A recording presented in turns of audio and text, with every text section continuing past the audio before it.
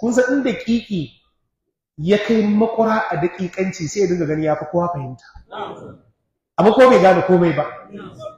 Yanzu hatta waɗanda suke ta ɗaukan Qur'ani suke cewa za a iya raba shi da sunna, za a iya raba Qur'ani da hadisan manzon Allah sallallahu alaihi wasallam, sanan dakikanci ne yasa ba zai rabu ba.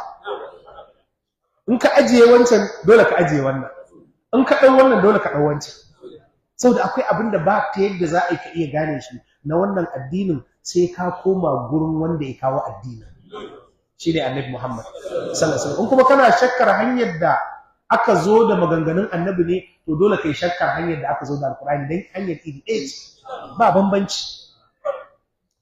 Sai malamai suka ce to ku da ƙiƙe ne ba ku gane ba, tambaya da za a yi a lahira da kuma duk wata tambaya ma da wani mutum zai a nan duniya, tambaya iri biyu ce. Akwai su'al isti'lam wa istikhbar, akwai kuma su'alu taqrir wa tawbih.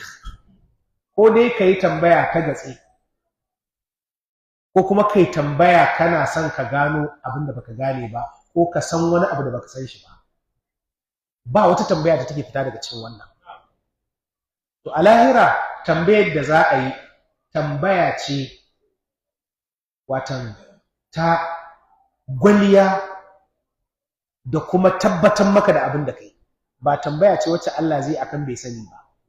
Shi sa Abdullahi dan Abbas da yake bayani akan wannan ayar